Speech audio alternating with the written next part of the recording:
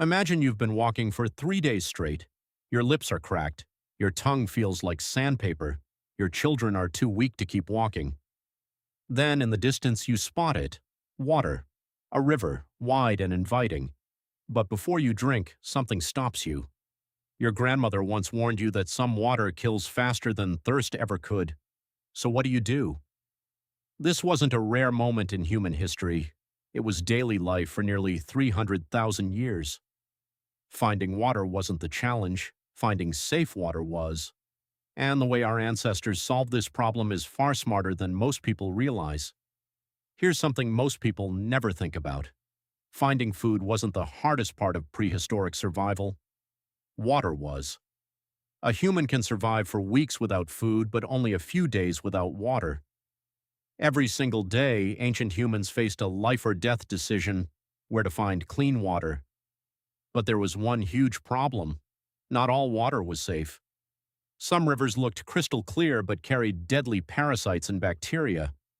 Drinking from the wrong source could mean sickness or death. Clear didn't always mean clean. So how did they know where to look? They didn't wander aimlessly hoping to get lucky. Over generations, they memorized rivers, lakes, and natural springs that stayed full throughout the year. Archaeologists have found many early human camps built near reliable freshwater sources, showing that our ancestors understood their environment far better than we often imagine.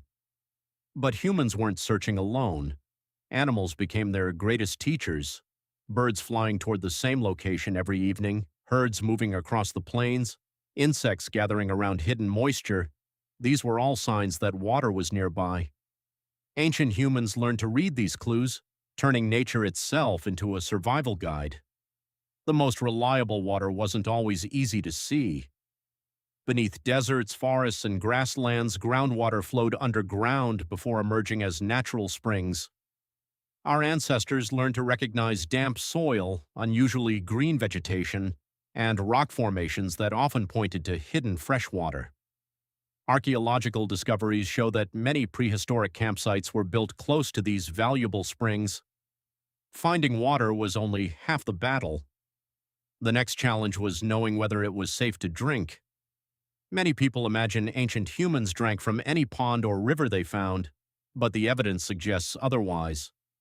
Fast-moving streams were usually much safer than stagnant pools, which often contained harmful bacteria and parasites. Over countless generations, experience taught people which places could be trusted and which should be avoided. Knowledge alone wasn't enough. Humans also needed a way to carry water. Long before pottery existed, they used animal skins, hollowed gourds, shells, horns, and carved wooden containers to transport and store it. These simple inventions allowed families to travel farther without depending on finding water every few hours. Then came one of humanity's greatest discoveries: fire. At some point, ancient people realized that heating water could make it safer by killing many harmful microorganisms.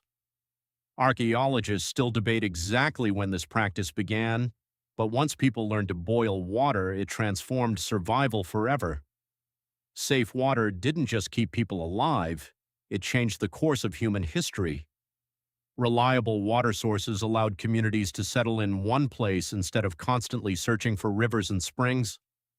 Over time, people dug wells, built villages, and eventually created the first civilizations beside dependable freshwater. Scientists have even discovered evidence that some ancient communities accidentally created fermented drinks thousands of years ago. In some cases, these beverages may have been safer than untreated water because fermentation reduced harmful microbes. Without understanding the science, our ancestors may have stumbled onto another way to stay healthy. Every step forward, from following animals to recognizing hidden springs, from carrying water in animal skins to boiling it over a fire, was built on generations of observation, trial, and experience. These weren't lucky guesses. They were survival skills passed from one generation to the next. The next time you turn on a faucet, remember this: for almost all of human history, the greatest luxury wasn't gold, fire, or shelter. It was knowing exactly where the next safe drink of water would come from.